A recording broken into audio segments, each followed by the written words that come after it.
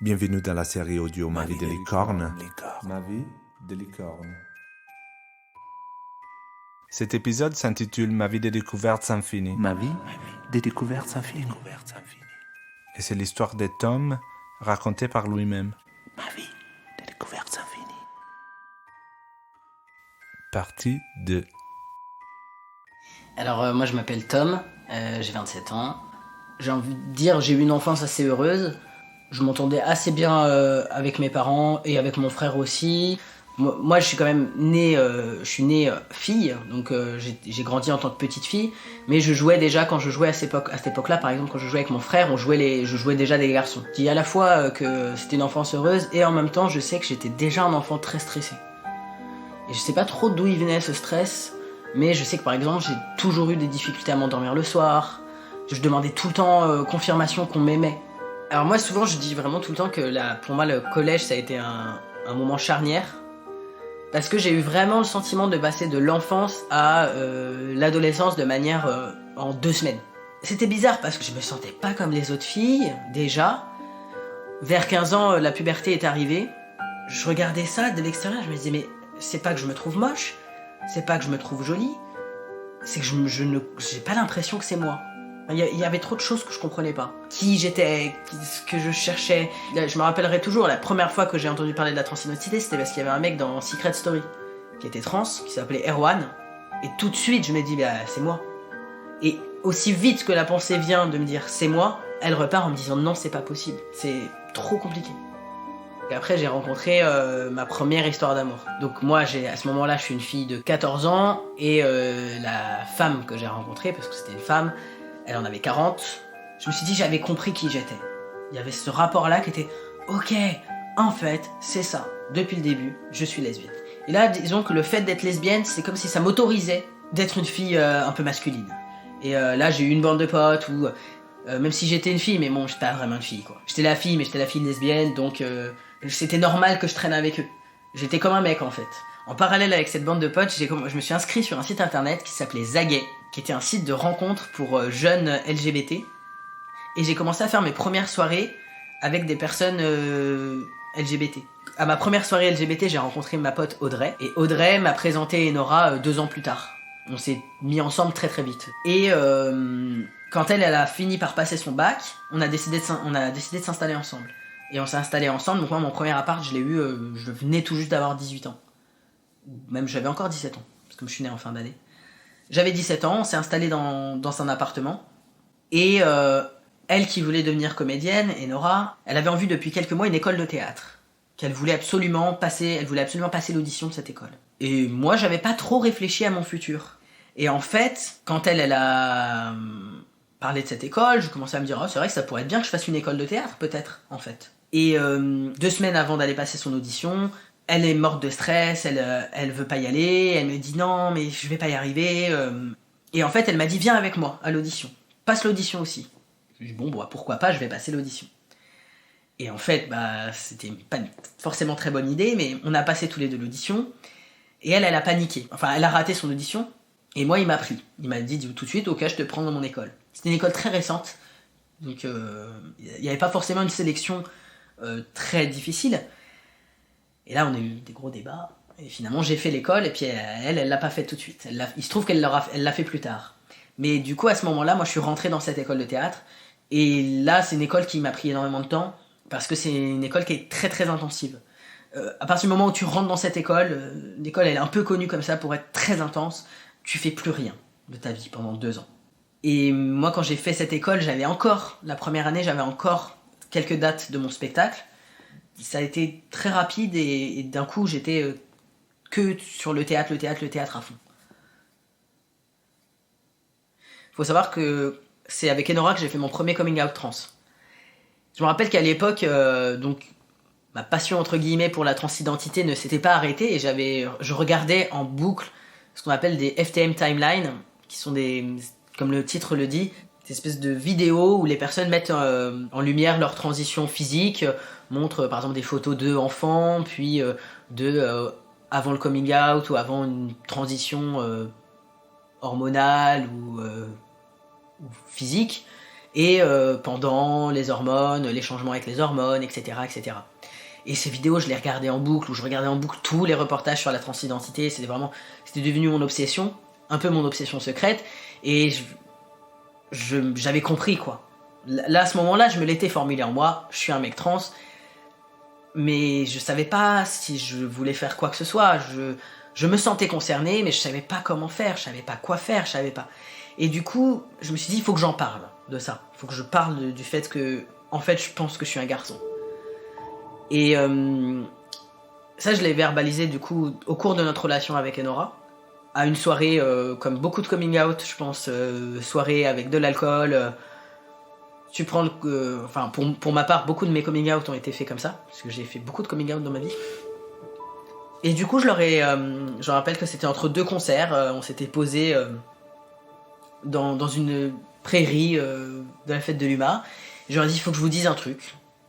Et je leur ai dit ça, je leur ai dit, en fait, je pense que je suis un garçon.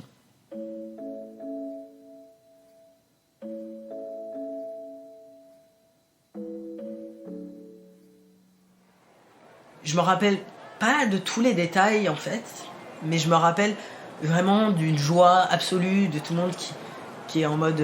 Enfin, évidemment, parce que j'ai mis du temps à dire cette phrase, j'aurais dit, il faut que je vous dise un truc, mais je sais pas comment vous le dire, et ça a mis un petit peu de temps avant de sortir, et quand c'est sorti, tout de suite, ils m'ont pris dans les bras, ils m'ont dit « Ah, mais t'inquiète, y a pas de souci. » Il y avait un peu un truc très rassurant, très bah c'est juste ça, mais t'inquiète, on est là, on t'aime comme tu es, garçon ou fille, on s'en fout, c'est toi, enfin c'est ta personne qu'on aime, enfin voilà, donc il y avait beaucoup de positifs, puis après on est juste allé faire la fête, quoi. Et moi ça m'a rendu juste heureux, en fait, j'étais juste content d'être accepté, et le lendemain je me suis pas dit « Oh mon Dieu, ils me redisent Elsa, ils me redisent elle », ça m'a pas du tout choqué, parce que je leur avais rien demandé. Je leur avais juste dit mais que je me sentais garçon, mais j'avais pas fait de demande précise. Donc pour moi, il n'y a pas... voilà, c'est bon, c'est fait. C'est plutôt avec le temps que je me suis dit « Ah ouais, mais je l'ai fait, mais maintenant je suis censé faire quoi pour faire avancer à nouveau le truc ?» Et puis ça, ça devait être à 19 ans. Quelque chose comme ça. Donc ça a quand même mis encore beaucoup de temps après, avant que les choses se mettent en place.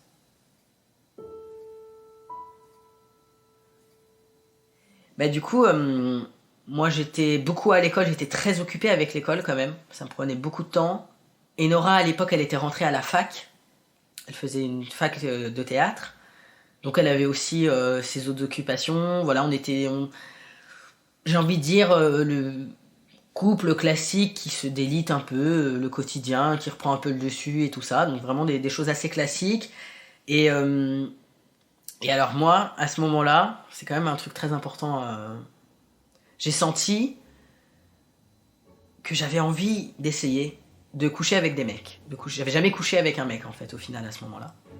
Et ça me stressait beaucoup. Je mettais énormément de stress sur ce truc. Je me disais, merde, mais j'ai jamais couché avec un mec. Est-ce que vraiment je plais au mec ? Est-ce que je peux plaire au mec en tant que... Du coup, à ce moment-là, je me disais en tant que meuf androgyne, en tout cas, avec cette apparence-là, même si j'avais déjà fait mon coming out trans, mais en tout cas, en tant que personne qui a l'air d'une meuf qui ressemble à un garçon, quoi. C'était comme ça que je me le disais dans ma tête. Je me disais, est-ce que un jour je pourrais plaire à un mec ? Ça m'intrigue, j'ai envie de coucher avec un mec, mais... Voilà, et je me mettais tellement de pression... Et le spectacle ne tournait plus vraiment, donc je commençais à avoir des problèmes de thunes. Donc j'ai trouvé un petit boulot à côté de l'école, où j'étais enquêteur téléphonique, où j'appelais des gens. Et dans ce boulot, il y a un mec qui a commencé à me draguer. Et ce mec, c'était le pire mec du monde. Il était moche, il sentait pas bon, il était horrible. C'était un ancien héritier qui faisait son premier taf de sa vie, il devait avoir... 35-40 ans. Il avait jamais taffé de sa vie et il avait dilapidé la thune de son héritage ou quelque chose comme ça, et du coup il taffait pour la première fois de sa vie, et là il a commencé à me draguer et je me suis dit bah ouais, c'est parfait, c'est le mec avec qui je vais coucher, parce que comme ça j'ai pas de pression.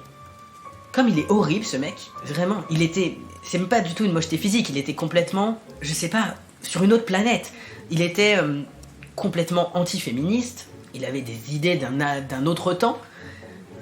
Il pensait très sérieusement, par exemple, que les femmes ne devraient pas avoir le droit de porter de pantalon. Enfin, et je me suis dit, c'est parfait, parce que comme ça, je ne serais pas stressée. Et du coup, pour moi, il y avait cette espèce de truc, c'était moi qui prenais le pouvoir en couchant avec lui. Et donc, j'ai commencé à aller boire des coups avec lui, et on a fini par coucher ensemble. Et on a couché ensemble chez moi. Et c'était nul, évidemment. Mais ça m'a détendu, parce que je me suis dit, ok, j'ai couché avec un mec, c'est bon, c'est fait. Pour moi, c'était vraiment genre, allez, voilà. Et tout ça, ça s'est fait en parallèle. Du coup, ça s'est fait dans notre appartement, l'appartement où je vivais avec Enora. À ce moment-là, avec Enora, et j'ai pas précisé, mais on était dans une relation monogame. Voilà. On était dans une relation exclusive et monogame. Et moi, j'avais pas du tout en tête que un autre schéma était possible, relationnel. Je ne m'étais même pas posé la question, en fait. Et du coup, pour moi, cette envie de coucher avec des mecs, c'était forcément quelque chose que je devais faire en secret. Et elle s'est rendue compte qu'elle a pu, je sais plus, j'ai dû laisser un de ses paquets de clopes traîner, enfin, un truc un peu visible. Et c'est un truc dont on a eu une discussion plus tard par rapport à ça, de dire qu'il y avait sûrement de l'inconscient, de vouloir parler de ça, de vouloir le mettre sur le tapis, et de pas savoir comment l'amener, et du coup ça a fait entre guillemets un drama classique de oh là là, bah oui en fait je t'ai trompé, bon bah tu m'as trompé, allez on se quitte en grande fanfare, enfin voilà, ça a été très intense, hein. Tu m'as trompé, bon bah voilà, c'est la fin de la relation, elle est allée s'installer dans un petit appartement, et voilà.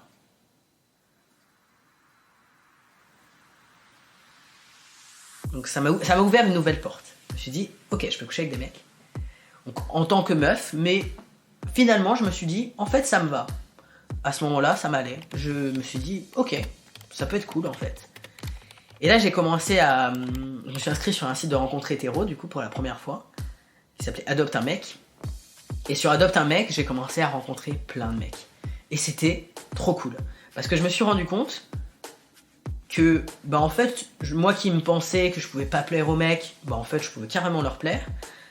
Et en plus, comme moi, j'étais pas dans une envie de relation sérieuse, mais plutôt envie de m'amuser, c'était encore plus facile.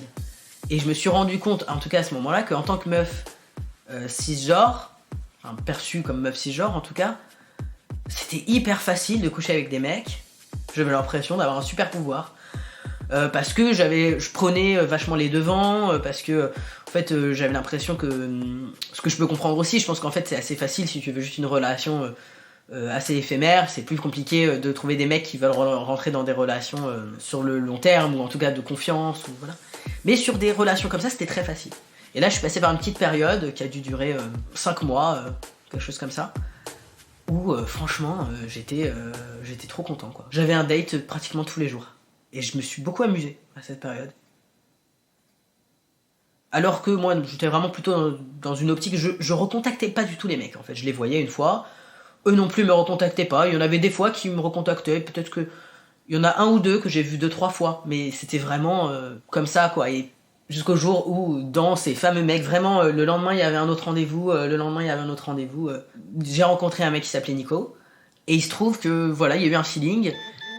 Et Nico, quand je l'ai rencontré, on s'est rencontrés. Le lendemain, il m'a envoyé un message en me disant « ça te dit qu'on se revoit aujourd'hui ?» Et j'étais en date avec un autre mec. Et je me rappelle que j'étais en date avec ce mec qui me parlait. Et je pensais que à Nico. Je me disais « bah, en fait, du coup, je vais partir. Et je vais aller revoir ce mec que j'ai vu hier, puisque je pense que à lui. » Et là, sans aucune transition, on s'est installés ensemble. C'est-à-dire que je suis revenu, on s'est revu le lendemain. Puis on s'est revu le lendemain, et le lendemain. Et 2 mois plus tard, c'est comme si on s'était rendu compte que, mais en fait, t'habites un peu chez moi là. Et là, on a eu une relation compliquée. On est resté quand même longtemps ensemble. Là. On est resté 2 ans aussi, je pense, à peu près. Presque 3 ans. Dès la première rencontre, moi je lui ai dit, bah moi je suis un peu libre, je vais voir à droite à gauche. Et lui il m'a dit, moi je suis plutôt dans une envie d'être en couple libre. Donc dès le début, même si on a habité ensemble et qu'on a passé 2 mois de manière très intensive ensemble, dans notre tête, il y avait déjà cette idée qu'on s'était mis comme règle de base qu'on était un couple libre. Du coup, à ce moment-là, je n'ai toujours pas avancé sur ma transidentité. Je suis toujours au même point. voire même encore moins avancé. Et du coup, je lui en parle à Nico. Ce qui était un des points positifs de notre relation, c'est qu'on parlait beaucoup. Et je lui parle de ça, je lui parle de mon rapport à mon genre, du fait que je me sens un peu... que je me sens plus garçon. Et Nico, il a ce rapport d'une certaine manière très pragmatique aux choses. Il me dit, bah, pas de souci, tu peux te sentir garçon si tu veux. De manière très simple. Et du coup, je me dis, mais il a raison, en fait. Ça peut être aussi simple que ça. Et d'ailleurs, notre relation, on commence à... notre petit mot d'amour, entre guillemets, quand on s'envoie des textos, on s'appelle PD, par exemple, avec un cœur. On se dit qu'on est PD ensemble. Donc il y a un rapport, pour moi, où je me dis, il me considère comme un mec.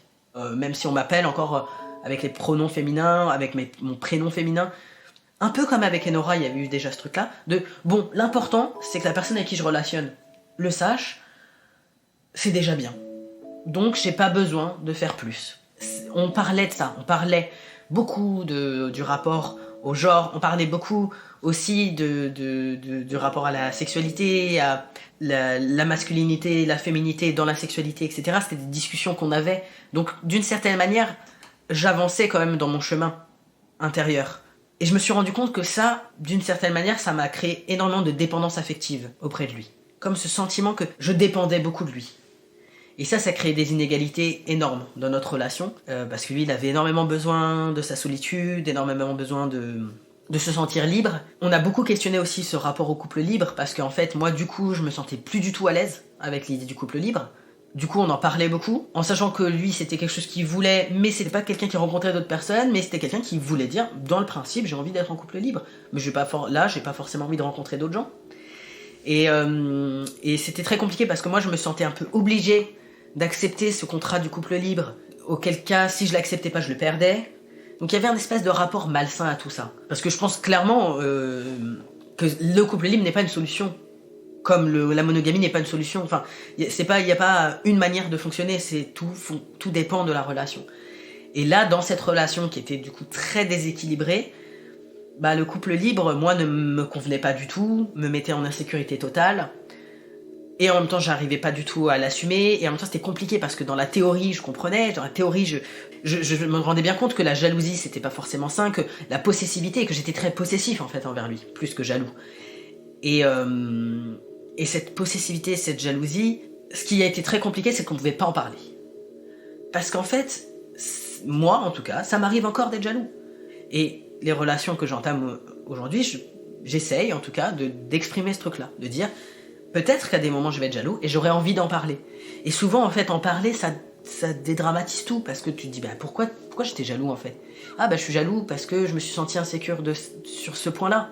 Et là le problème principal que je vois maintenant avec le recul qu'on a avec Nico, c'est que c'était devenu le sujet tabou. Il fallait surtout pas dire qu'on était jaloux, il fallait surtout pas dire. Donc ça passait par des stratégies, mais en fait la jalousie elle était là. Et donc du coup la souffrance et donc ouais, beaucoup de problématiques. Et en fait, quand il m'a quitté, c'est parce que c'est lui qui m'a quitté. Ça a été vraiment une claque, ça a été très très dur. Et en fait, il m'a quitté et surtout, il n'a pas voulu en parler. Il m'a dit, c'est fini, j'ai besoin de prendre de la distance. Moi, j'avais besoin d'explications, j'avais besoin de comprendre pourquoi cette relation s'est arrêtée. Et ces explications, je me retrouvais face à un mur. Face à quelqu'un qui ne voulait pas les partager, face à quelqu'un qui ne pouvait pas sûrement les partager. Et là, il a pris des distances et il a complètement coupé contact avec moi. C'est-à-dire que j'avais plus le droit de le contacter, il fallait plus qu'on se parle. Ce que je peux comprendre, on a besoin d'un temps, mais ce temps, il a duré très longtemps, il a duré 2 ans. Il faut savoir que c'est aussi une relation qui avait pris beaucoup de place dans ma vie. Comme elle est arrivée juste après ma relation avec Enora, comme c'est arrivé de manière très intense, quand on s'est mis ensemble... Et moi, j'arrivais à la fin de mon école de théâtre. Et du coup, en fait, tous ses amis sont devenus mes amis, et je n'avais plus d'autres amis que ses amis. Et donc, quand il m'a quitté, j'avais plus personne. J'avais plus d'amis, j'avais plus d'amour. J'étais seul au monde, quoi. Et cette solitude, bah... Je pense que la solitude... en fait, ça dépend comment elle est vécue. Là, ça a été beaucoup de souffrance, mais ça a aussi été beaucoup de moments pour prendre le temps de réfléchir à, bon, qu'est-ce que je fais de ma vie ? Qu'est-ce que je fais de moi ? Qui est-ce que je suis ? Qu'est-ce que je fais ? Et là, j'ai fait une tentative de suicide. J'ai pris beaucoup d'alcool et j'ai pris beaucoup de médicaments. Et voilà, et c'est ça qui a fait que j'ai commencé après à aller voir un psy, et on a pu décortiquer pas mal de choses, on a commencé à avancer sur le sujet de la transidentité. Enfin, très très vite j'en ai parlé, moi. Très très vite, j'ai dit... la tentative de suicide, elle était liée d'une part à la rupture quand même, mais pas que. Et du coup, peut-être 6 mois plus tard, j'ai fait mon coming out, donc ce que j'appelle moi mon vrai coming out trans. Enfin, pour moi, j'avais pas vraiment fait mon coming out trans tant que j'en avais pas parlé à mes parents. Pour être plus précis, tant que j'en avais pas parlé avec ma mère. Parce qu'en fait, mon père, juste après cette période-là, j'ai déjà commencé à lui en parler. Évidemment, c'était quand on était bourré, c'est aussi parce que moi, je bois beaucoup avec mon père. J'ai moins ce rapport-là avec ma mère, elle boit pas trop d'alcool. Alors que mon père, ça nous arrive d'aller faire des soirées et de boire. Et donc c'était toujours avec de l'alcool. Avec de l'alcool, on finissait par en parler, je finissais par lui dire, bah voilà, en fait, c'est ça. Et il me disait, mais y a pas de souci, tu sais, moi je t'aime comme tu es, ma fille, je t'aime comme tu es, tu fais ce que tu veux, voilà. Donc à la fois, il me disait des trucs gentils, mais en même temps, je sentais qu'il comprenait pas trop, parce qu'il me disait quand même ma fille. Mais c'était compliqué, quoi. Je savais pas trop comment faire avancer le truc. Enfin, il y a vraiment plein de parcours différents. Moi, je ne pouvais pas, pour moi, commencer à demander à des amis de m'appeler Tom, de me genrer au masculin, si j'en avais pas parlé avec ma mère. Pour moi, c'était inenvisageable. Et du coup, j'ai décidé de faire mon coming out à ma mère. J'étais hyper stressé. Je lui ai fait une lettre, en lui disant, voilà, une lettre assez brève. Ce que je voulais, c'était lui faire un truc par écrit, parce que je voulais pouvoir aller au bout de ma pensée. Et en même temps, je voulais être là. Je voulais pas juste lui laisser une lettre et la laisser toute seule avec ça. Donc j'ai décidé d'écrire une lettre et lui donner en main propre. Et lui dire, voilà, c'est un peu bizarre, je te donne cette lettre, je vais fumer une clope, tu lis la lettre et ensuite on en parle. Si tu as envie. Et donc je lui donne la lettre, je sors fumer, je suis vraiment au bout de ma vie, je suis en stress total. Et elle sort, grand sourire. Je dis, ok, qu'est-ce qui se passe? Enfin, c'est trop bizarre. Je m'attends vraiment pas à cette réaction. Elle sort, grand sourire, elle éclate de rire, on s'assoit, elle me dit, mais oh là là, tu m'as fait peur, je comprends pas, pourquoi t'en as fait tout un plat, quoi, ça va, tout va bien, quoi. Oh là là, bah t'inquiète pas, bah oui, bah écoute, si c'est ce que t'as besoin pour être heureuse, moi je te soutiens, évidemment, enfin tu sais comment on est, je veux dire, enfin, on t'a toujours accepté comme t'étais, on t'acceptera toujours. Je suis vraiment plutôt agréablement surpris. Et en même temps un peu, voilà, mais en même temps il y a un peu beaucoup de rire, quoi, beaucoup de sourires, c'est bon. Et puis, ça c'était en mars, quelque chose comme ça. Et puis on en a juste plus parlé. Donc moi, de mon côté, j'étais content. J'allais pouvoir avancer. Donc ça a vraiment enclenché des choses. Il faut savoir qu'à ce moment-là, moi j'étais rentré dans une autre école de théâtre. Donc dans mon école de théâtre, j'ai fait mon coming out, qui s'est très bien passé. L'école l'a super bien pris, a tout de suite fait la démarche de me mettre dans la catégorie des garçons, parce que bon, au théâtre on est quand même assez catégorisé finalement pour les rôles, les garçons, les filles, c'est quand même... À ce moment-là, je jouais dans des pièces, parce que dans mon école, c'est une école de théâtre en alternance, donc en fait on joue en parallèle qu'on a des cours, soit on a des cours, soit on joue de manière professionnelle. Et donc à ce moment-là, j'avais déjà l'envie, moi j'avais déjà fait les calculs dans ma tête depuis très longtemps, je savais que je voulais prendre de la testostérone, je savais que je voulais me faire opérer du torse, c'était des choses que j'avais rêvé depuis des années, donc c'était un peu clair dans ma tête que c'était ça qui allait se passer. Pour la testostérone, j'ai décidé d'attendre parce que j'avais pas envie de commencer la testostérone alors que je jouais. Je savais pas trop comment j'allais pouvoir gérer ma voix, donc d'un point de vue professionnel, je me suis dit que j'allais attendre la fin de l'année d'après. Voilà, j'avais décidé de la date, ce serait à peu près vers mars 2017. Et comme je l'ai dit, on en parle pas avec ma mère, on en parle pas du tout. Bah voilà, moi je l'avance de mon côté, du coup ça y est, on commence à m'appeler Tom, on commence à me dire il. 6 mois plus tard, vers septembre, je fais ma rentrée, donc moi ça y est, officiellement en tant que garçon à l'école, je suis très content. Et ma mère me dit comme ça au détour d'une conversation, on se voyait pas très souvent non plus. Et on se voit, et puis au détour d'une conversation, elle me dit mais t'en es où de ton projet? Puis je comprenais vraiment pas de quoi elle me parlait. Pour moi, je pensais qu'elle me parlait d'un projet de théâtre, enfin, j'étais un peu perdu. Et quand je comprends qu'elle me parle de ça, je dis bah... Et là, ça a été le début des rapports assez compliqués avec ma mère. Elle m'a jamais dit je ne t'accepte pas. Elle m'a toujours dit je t'accepte, mais elle n'utilisait pas le bon prénom, elle n'utilisait pas les bons pronoms. À chaque fois que je la voyais, elle pleurait.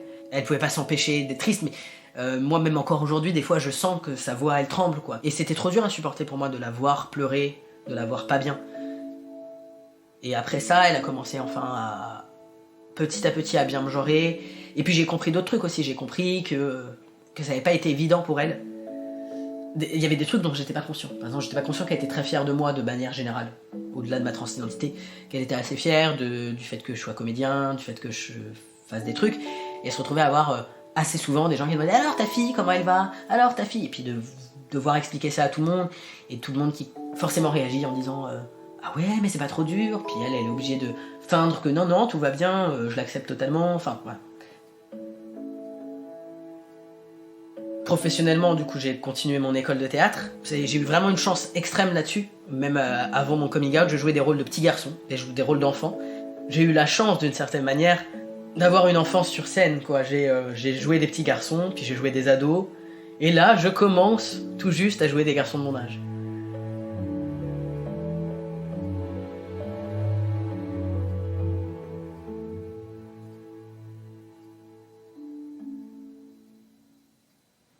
L'été 2019, il a été décisif dans ma vie.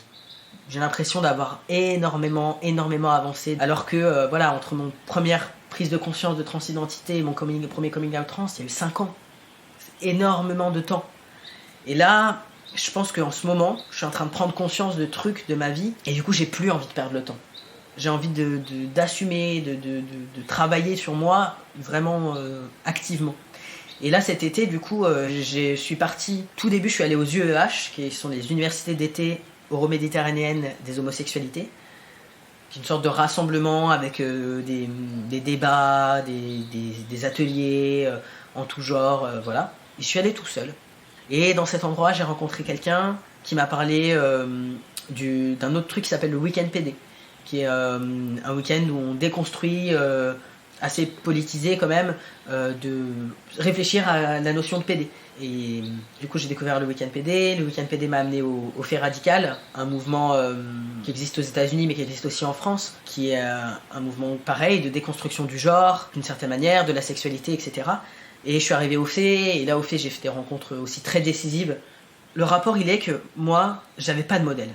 Et là, d'avoir des modèles de personnes trans, ou des modèles de personnes queer, pour moi, c'est ça qui fera avancer les choses, c'est qu'on en entende parler. Si on n'en entend pas parler, en fait, on peut pas savoir que ça existe. Pour moi, la première fois que j'ai entendu parler de la transidentité, c'était comme si j'avais ouvert une énorme porte sur une espèce d'espace infini. Un truc tout noir. Une espèce de... Vraiment une porte sur l'espace. Je dis, bah, ok, ça a l'air beaucoup trop flippant. Et j'ai complètement refermé cette porte. Sauf qu'à partir du moment où tu l'as ouvert, la porte, enfin en tout cas c'est comme ça moi que je l'ai vécu, j'ai l'impression que tu peux plus t'empêcher de savoir qu'elle est là, la porte. Et de savoir qu'il y a quelque chose derrière qui te fait vivre. Et en fait, il y a eu donc ce truc-là, moi le rapport avec la transidentité, pour moi c'est vraiment ce même rapport de dire, bah, tu fais plein de stratégies d'évitement, soit tu l'évites, soit bah, c'est ce que j'ai fait pour moi quand j'étais dans mes relations, c'est tu l'ouvres en grand, tu te dis bon bah ça suffit, comme ça j'en ai un peu une vision, mais en fait tu te jettes pas totalement dedans. Et le coming out pour moi c'était vraiment se jeter dans cette espèce de trou noir très flippant. Et en fait, être rassuré parce que se rendre compte que quand tu t'y jettes, bah ouais, il y a des petites étoiles qui brillent. Et du coup, je suis pas le seul. Ah ben il y en a d'autres. Ah mais en fait, il y a même des conseils, il y a même des endroits où aller, il y a même des endroits qui existent pour nous. Et puis là, moi, c'est ce que je dis, c'est l'impression d'arriver sur des planètes même carrément, et de voir que bah ouais, en fait, il y a de la vie, il y a de la lumière, il y a de la joie, il y a aussi de la tristesse, il y a plein de trucs, mais il y a de la vie possible, il y a quelque chose de possible. Et là, de commencer à se balader là-dedans. Et voilà, moi, ça m'a fait vraiment cet effet-là.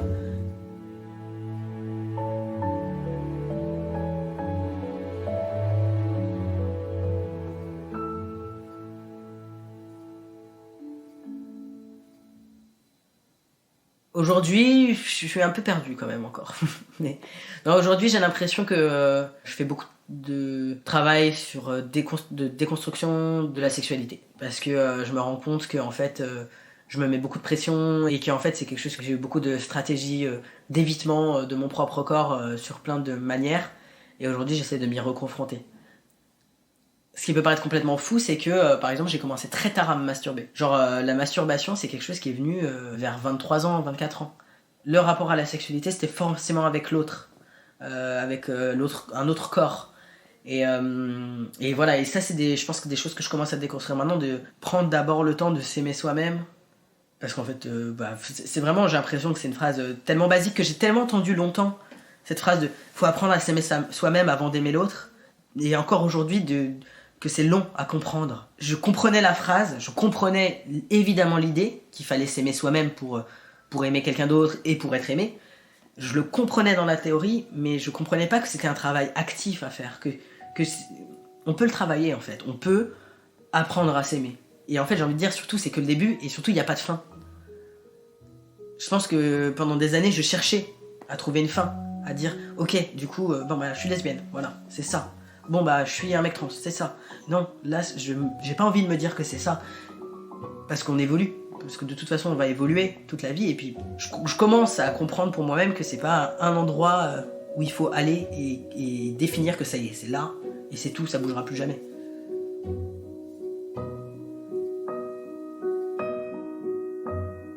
Vous venez d'écouter Ma vie des découvertes infinies, un épisode de la série podcast Ma vie des licornes. N'hésitez pas à vous abonner et à liker l'épisode si vous l'avez aimé. Nous sommes un podcast 100% indépendant et nous avons besoin de tous les soutiens que vous pouvez nous accorder. Alors n'hésitez pas à partager ces podcasts sur vos réseaux sociaux et à en parler autour de vous. Je m'appelle Lorenzo Ricciarelli et j'ai produit, réalisé et monté cet épisode qui a été mixé par Daniele Segre. Un grand merci à Tom qui nous a généreusement raconté son histoire. Vous pouvez nous retrouver sur toutes les plateformes principales des podcasts et nous découvrir encore plus sur les réseaux sociaux et sur notre site mavidelicorne.com. Merci de nous avoir écoutés.